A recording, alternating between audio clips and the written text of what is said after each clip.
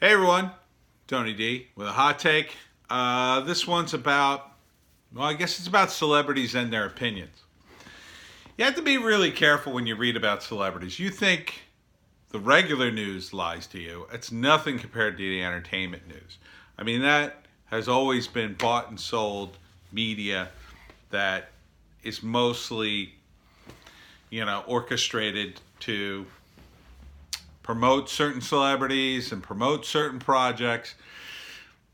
And it's really easy to get caught up in some of the marketing push because it's very subtle. So I got caught up into something today, which I think was a marketing push. So the article was about Jason Momoa chastising Chris Pratt on Instagram for drinking out of a disposable plastic bottle instead of a reusable one. And I didn't read the whole article at first, so I was thinking about it today, driving around and going, where does that guy get off chastising Pratt? Like, what a weirdo. What weirdo looks at his friend's Instagram account, if they're actually really friends, and then chastises him openly about, his bottle choice. What is he, the bottle police? So I had this whole, rant in my head. And then that he should have just called him up on the phone. Like, why would he do this publicly? And then it occurred to me that Pratt should have just laughed it off and said, "Okay, Aquaman, it's cool. I get it. You're Aquaman. I should be more environmentally friendly or whatever." Then I got home and I read the article. Here's little Joan. Hello. I read the actual exchange and Pratt did mention Aquaman. And then it occurred to me that the entire exchange was all orchestrated to promote the Aquaman sequel that they're working on. And I would have been, and I am, contributing to the exposure by talking about the Aquaman sequel and Jason Momoa, and that's what it was really about. It's about generating more engagement. And, there's the old saying, like, any publicity is good publicity. This is more orchestrated publicity. But I think because everybody in Hollywood is so woke, a lot of the woke stuff it's misconstrued as being good publicity when actually it's kind of negative publicity. But in the end, it kind of doesn't matter because that publicity too drives sales because some people either just don't care or the names are in the media longer and more frequently and you just remember them better. So someone who is super woke and in the woke crowd is J.K. Rowling. And she got blasted for supporting a woman who said something about trans people. Although, without getting into the whole thing, she's clearly not a transphobe. She had an opinion, and she got fired for that opinion, which I think was unfair because she wasn't a hateful person, obviously. But I think there's a small element of the trans community that's super militant, and they're very much on Twitter, and they'll go after anybody who says anything even remotely against their opinion. And I'm not getting into that, so back off. Uh, but, J.K. Rowling stepped into it, and then they went after her like that. They turned on a dime and went right into her and canceled her. In a way, that's like karma. That is karma for her because she was encouraging, I think, this sort of behavior. On Twitter, she piled on other people. She got very high and mighty and said a lot of woke stuff. And really, what has she done? I mean, she's a high and mighty millionaire who wrote all these books. But what has she done for her very woke opinions? Has she done anything about the refugee crisis, which she seemed very worried about? I don't know. Has she? Has she taken like $100 million from her portfolio and invested it into a camp for refugees? That would be pretty awesome.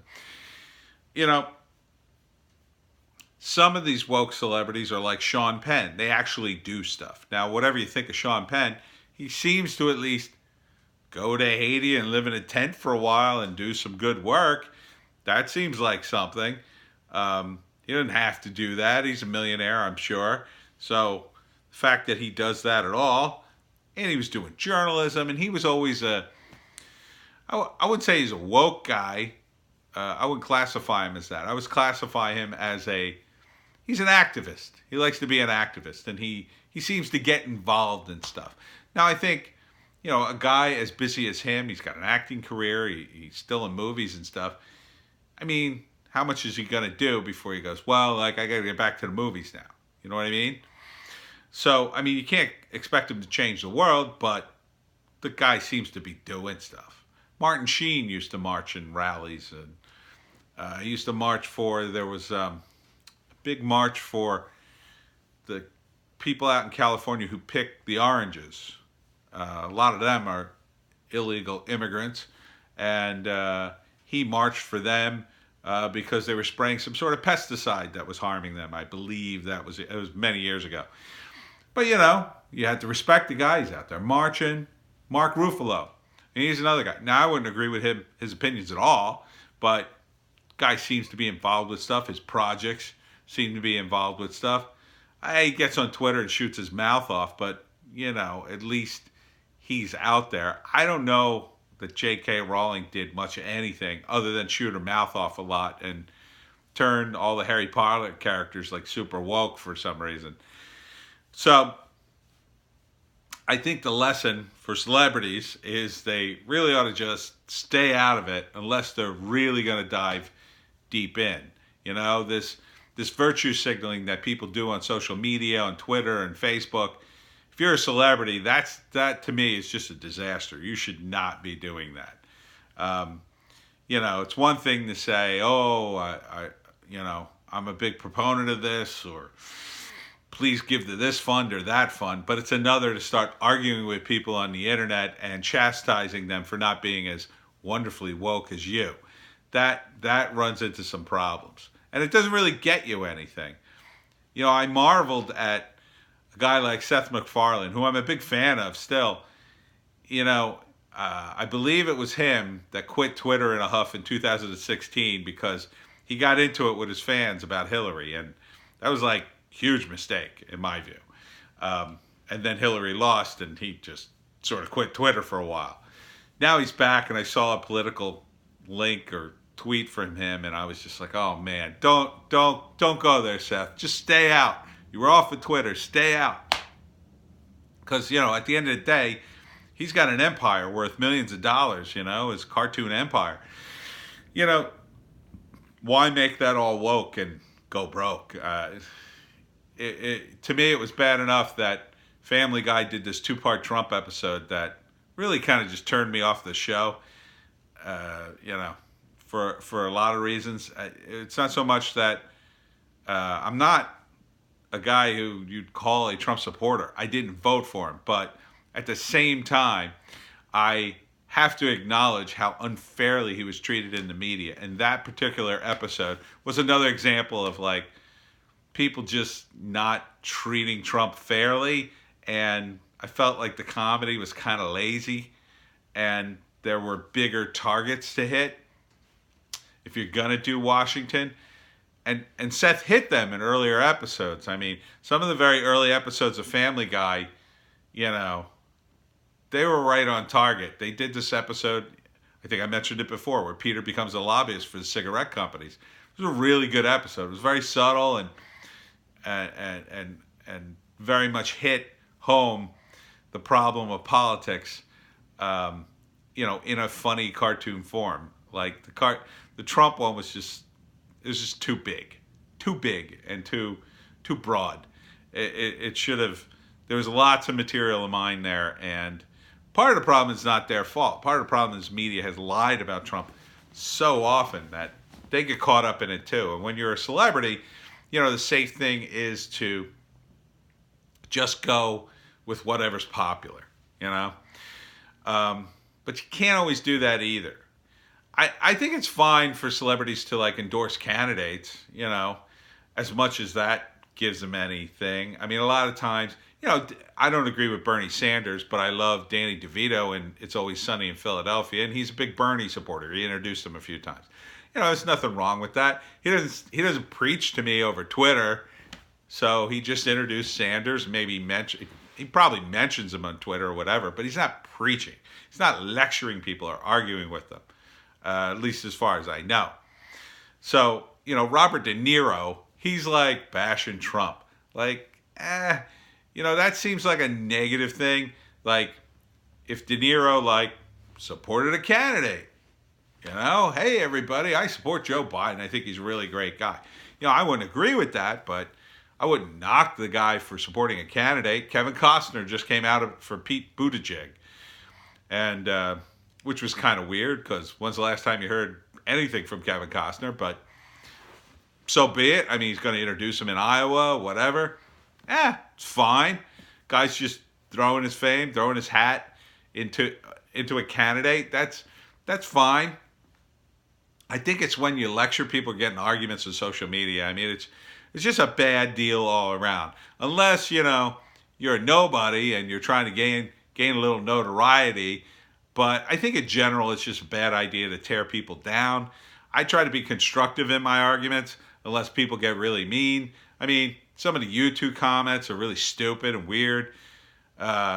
People on that tend to be kind of rude, and they don't read the other comments, which, so they end up saying the same thing over and over and over again. I had to ban a guy recently because he just kept making the same argument, and he kept spamming the comments. And I warned him. I gave him a warning. I said, look, you got to stop spamming the comments. One comment would be fine, or, put everything in one long diatribe, one long comment, and I can answer. So I kind of get it. And the celebrities, certainly, they have hundreds of thousands of people on Twitter answering them, which is another reason they shouldn't even get near social media. They should just have one of their many assistants take care of that and do these orchestrated things that make them look nice or whatever. And if you really want to do something, celebrities, you either got to be like super activist Sean Penn and go to Haiti and live in a tent and do stuff, or, take your millions of dollars, make a super PAC, support a candidate, throw them some money, throw them a party. That's what these candidates need if you really believe in them and you believe in them. But at least do your research, Don't just support them because they're popular and all your fans are into them. That's not a reason to support a candidate. You got to do a basic research when it comes to government stuff. It's important the way people vote, so treat it a little important, like know your stuff. And for those of you on Twitter or social media that just criticize people endlessly, please just stop. Nobody really cares, I get it. You're angry and upset about whatever, but it's not doing you any good to criticize people. Especially on something like YouTube. You're not a subscriber and you stumble upon one of my videos and you stop to criticize me. You could be doing millions of other things other than criticizing some rando on the internet that you disagree with. Go live your life. Plant a tree. Or, I don't know, do something constructive.